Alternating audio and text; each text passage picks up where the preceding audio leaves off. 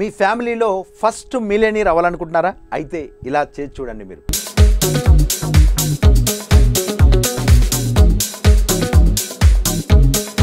మీరు మిలియనీర్ అవ్వాలంటే ముందు కొన్ని విషయాలు తెలుసుకోవాలండి. అవేంటంటే, ఒకటి, మీరు దేని గురించి అయితే ఎక్కువ ఆలోచిస్తారో అదే మీరు అవుతారనమాట.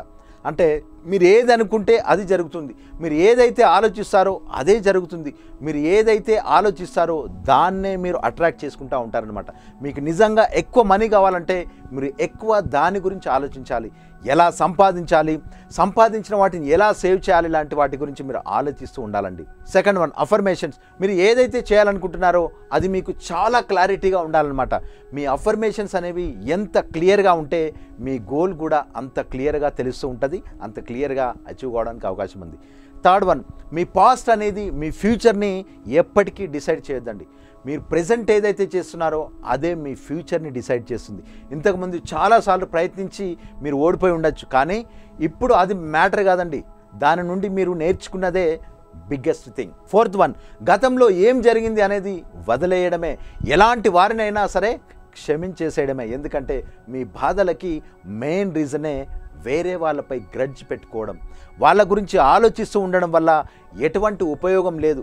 ఎప్పుడూ మీలో క్షమించే గుణం అనేది పెంచుకుంటూ ఉండండి, మీ మనసు చాలా తేలికవుతూ ఉంటుందన్నమాట. ఫిఫ్త్ వన్, మీకు ఏదైనా కావాలి అంటే ఒకటి వదిలేయాలండి. నెగటివిటీని వదిలేసి ఏదైతే సాధించాలి అనుకుంటున్నారో దాన్ని మాత్రం గుర్తుంచుకోవాలి.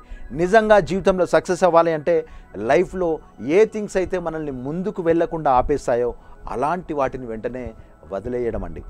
ఇవి తెలుసుకున్నాక మిలియనీర్ ఎలా అవ్వాలో ఇప్పుడు తెలుసుకుందాం. Educate your self. Financial knowledge అనేది ఎప్పటికప్పుడు పెంచుకుంటూనే ఉండాలి. ఇన్వెస్టింగ్ గురించి, బడ్జెటింగ్ గురించి ఎప్పటికప్పుడు నేర్చుకుంటూ ఉండాలన్నమాట. ఎకనామిక్ ట్రెండ్స్ ఎలా ఉన్నాయనేవి కూడా ఎప్పటికప్పుడు అప్డేట్ చేసుకుంటూ ఉండాలి మనం. అది ఫైనాన్షియల్ గ్రోత్కి మనకు చాలా హెల్ప్ అవుతూ ఉంటుంది అనమాట. Set clear financial goals. ఫైనాన్షియల్గా short term, long term goals అనేది క్రియేట్ చేసుకోవాలి మనం. అది హోమ్ అయినా సరే, బిజినెస్ అయినా సరే, ఎలాంటి ఇన్వెస్టింగ్ అయినా సరే. దానివల్ల మీకు క్లియర్ విజన్ అనేది ఉంటుందన్నమాట. మీ గోల్స్ మీద మీరు ఫోకస్ చేయగలుగుతారు అక్కడ. Create a budget and stick to it. Financial goals achieve చేయాలి అంటే తప్పకుండా ఒక రియలిస్టిక్ బడ్జెట్ అనేది అవసరం ఉంటుందన్నమాట. ఎక్కడ ఎక్కువ ఖర్చులు అవుతున్నాయో ట్రాక్ చేసి అవసరం లేని ఖర్చులని కట్ చేయాలి. బడ్జెటింగ్లో కన్సిస్టెన్సీ అనేది లాంగ్ టర్మ్లో మిలియనీర్ చేయడానికి మనకు హెల్ప్ అవుతూ ఉంటుందండి. Live below your means. Income పెరుగుతున్నప్పుడు కొత్తవి కొనేయాలని చెప్పేసి, ఖర్చు పెట్టాలని చెప్పేసి ఆలోచనలు కూడా చాలానే పెరుగుతాయి అన్నమాట. అలాంటి టైంలోనే మనల్ని మనం కంట్రోల్ చేసుకోగలగాలి. ఇలా చేయడం వల్ల ఫైనాన్షియల్ గోల్ అనేది త్వరగా మనం చేరుకోగలుగుతాం అన్నమాట. 2024లో ఎంతమంది మిలియనీర్ అవ్వాలనుకుంటున్నారో కామెంట్ చేయండి.